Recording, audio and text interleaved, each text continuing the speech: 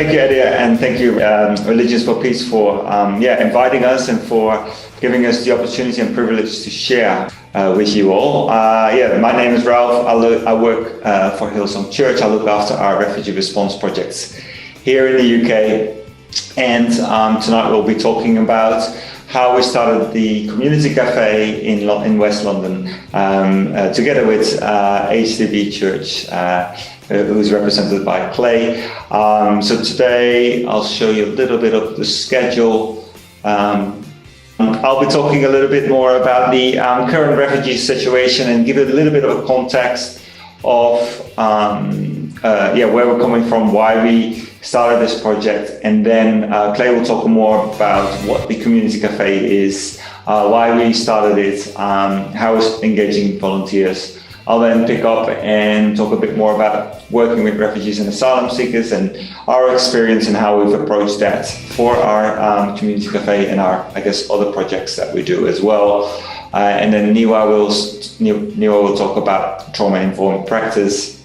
And then we have about hopefully 15 to 20 minutes time left to discuss any questions and answers. But we'll have a short Q&A at the end of each section to answer any immediate questions or clarification points that are needed for the different areas.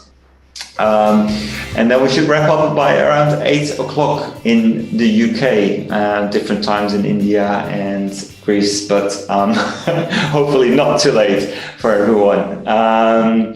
So let me start with talking a little bit about the current refugee situation. I feel like I'm hearing every day on the news and updates on another refugee crisis or refugee situations or people being having to migrate forcibly from different countries. There's a lot going on in the world at the moment with different places of war.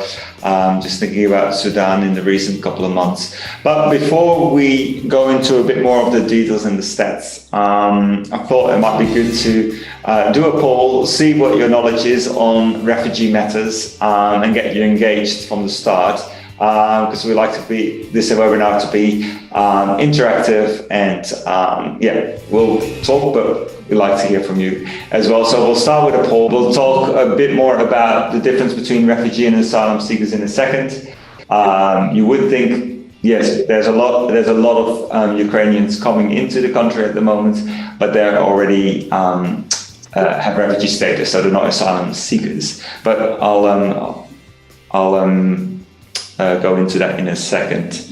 These are numbers from UNHCR, the mid-year trends in 2022, so it's not really up to date right now with everything that's happened in Sudan and I guess the other 6 months after June 2022. But at that time in June 2022, the numbers of refugees were 32.5 million refugees, plus there's another 53 million of people being internally displaced. So refugees are people being outside their own country. So people that have moved from, say, Syria to Turkey to Lebanon, or people from Eritrea have gone to Libya, Sudan, or other places. As you can see, the number of host countries, there's again, Turkey, Colombia, Germany, Pakistan, Uganda are the top 5 countries of where refugees are being hosted. With Turkey, of course, because of the Syrian conflict, Colombia of Venezuela and the situation there. Germany has had a lot of Syrians and Ukrainians come into the country. Pakistan with Afghanistan being next door, and Uganda with a number of countries, South Sudan, Congo, and other countries in there. So that means that actually 74% of refugees are being hosted in low to middle income countries. It was interesting to see in the poll that most people think that most refugees are being hosted in so-called first world countries like Canada and Sweden, but actually the majority is being hosted in countries with a lower middle income that are close to where the conflicts have originated. Just some other, interesting stats. 76% of refugees come from just 6 countries, and again, you see the first 6 countries there: Syria, Venezuela, Ukraine, Afghanistan, South Sudan, and Myanmar. So 76% of all the refugees in the world come from only these 6 countries. And then actually, if you look at size of country and number of people, or like how many people in the population are refugees, Aruba, Lebanon, Curacao, Jordan, and Colombia are the ones that are hosting the most per capita.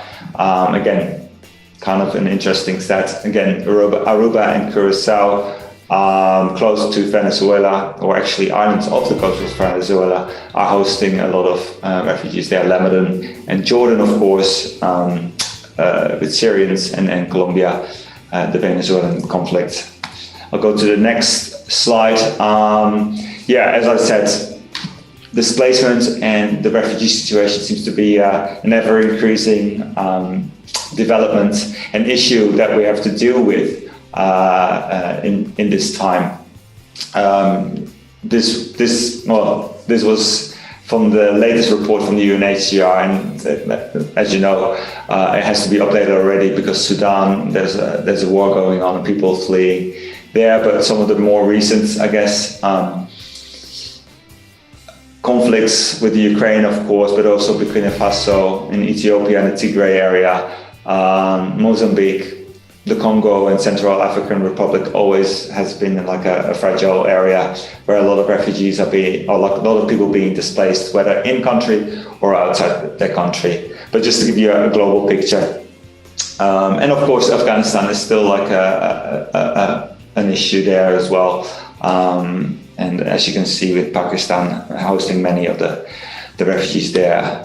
Then coming to the UK and putting it in the UK context, and we can say a lot about it, but I just want to take this section to give a bit more of a quick context of where we're coming from and where we started the project in. According to the UNHCR in the UK, there are around 230,000 refugees, so people who are being recognized by the UK government as refugees and can stay here for a minimum of 5 years. And again, I'll go to the definitions in the next slide. And then there's around 127,000 people waiting for asylum, so they're seeking asylum. They've arrived to the UK, but they haven't got their refugee status yet. And that's some of the people, or most of the people that we see in our community cafe on a Monday night. Again, you can see one of the questions was, where do the most asylum seekers, what are the nationalities of the most of the asylum seekers? Albania, Afghanistan, Iran, but then also other countries that we've mentioned in the past in the stats, Iraq, Syria, Bangladesh, but also Eritrea and India, Pakistan and Sudan. An interesting development or trend that we're seeing in the UK at the moment is that the backlog of asylum seekers is growing. You can see that in the second diagram on the right, where normally it has been around 30,000, 40,000 people waiting for asylum on a yearly basis to wait for their decision to be made. But since 2020, which is kind of coincides when we started doing this project, since late 2020, it's gone up gradually. And the government or the Home Office seems to have, yes, there have been more people coming to the UK, but also less people have been processed. So the backlog has been growing on asylum cases, meaning that people are in limbo for an extended period of time. They have to wait longer, sometimes up to 2 years, sometimes 3 years before they get a decision, meaning that a lot of people have been placed in Home Office accommodation. And we'll go into more detail about that in a second. Just to give you this is an insight in what a journey might look like from one of the asylum seekers or refugees that we work with. It's not true for everyone. Some people arrive at different means, different ways to the UK. But say we have someone from Eritrea where there is a lot of oppression, and for especially young guys who have to join the army mandatorily, they like to get out because once they're in the army, it's hard to get out, and it's a oppressive regime. So they often go from Eritrea to Sudan through the desert to Libya, often on a if you see the car on the right or the truck loaded up on a truck through the Sahara Desert. The journeys are tough, really. People die on the way, and then they come to Libya, which is, as you might know, also like very unstable politically, and refugees and asylum seekers don't really get a good treatment there, and there's a lot of exploitation, abuse, and danger there. And then they try to make it to Italy, and I guess we've heard a lot about that in the recent years, people trying to cross over from Libya into Italian waters or European waters, and then being picked up by the Coast Guard or search and rescue boats, so they can come safely ashore, and then make their way through Italy, France, and to the UK, all in very horrible circumstances, really. This journey could take anything from a few months to a few years, depending on the different stages. And it's not necessarily a planned out process where they say, okay, I want to be in the UK in 3 months. It's often going from stage by stage, as far as I've been told, or I've been, shared. Some people shared their experience and said, initially they go to Libya for work, can't find work, so then they try to go to Italy. Italy, they don't find any opportunity to stay there, so they move on until they find a place. In the UK, in Germany, in France, it can be, and it's not everyone. This is one journey, and it's not everybody is coming to the UK, because the UK is only one of the destination countries, I guess, for refugees and asylum seekers. Once they come to the UK, their ordeal is not over yet. They face a lot of legal and other challenges whilst claiming asylum. They come to the UK, they claim asylum, and again, they are having to wait on an interview, actually 2 interviews, and then get a decision, a negative or positive decision. Now, in process, this looks very simple and straightforward. For some people, this takes years and years, which mentally and it causes a lot of issues with people that we work with, because they don't know when they have the screening. There's not a set timeline for this process, so it can take a very long time. At the moment, we work with mostly people who are still waiting on their interview, who are before their decision. So they've been placed in hotels and in home office accommodation that is called initial accommodation. Basically, they're being housed there, and we have a number of hotels in the Earls Court and Hammersmith area where we are based with our project. There's about 7 or 8 hotels in this area. People have been there since 2021. Waiting on a decision. They get £8 a week. Accommodation and food is provided, but they have no right to work. They have no rights to education in the first 6 months, and they can't really make any choices for themselves. So you can imagine, if they've been sitting in a hotel room for a year, mentally it's not really helping them a lot, and there's not really perspective on timelines a set outcome. So that makes it really difficult for them. Again, we talked a bit about that. You can see in comparison how many applications the United Kingdom receives in comparison to other European countries. 58,000 compared to 148,000 in Germany and 103,000 in France. So although the UK receives a substantial amount of asylum applications, it's not the most in Europe. But just to give you a bit more of perspective on that, just to summarize, at the moment, at the end of 2022, there was 166,000 asylum seekers waiting for their claim to be processed, with more than 110,000 waiting 6 months or more. And again, extended period of time in initial accommodation in simple hotels with no right to work, limited funds and little autonomy. They can't really make any decisions.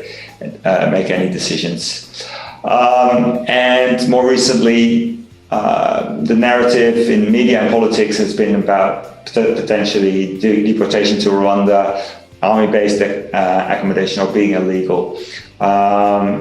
Even to the point where community groups have been protesting outside some of these hotels, making asylum seekers feel scared, not welcome, and not wanted. So there's a lot of, I guess, different issues and challenges that asylum seekers face, not just in general coming to the UK or leaving their country, but especially as well coming to the UK.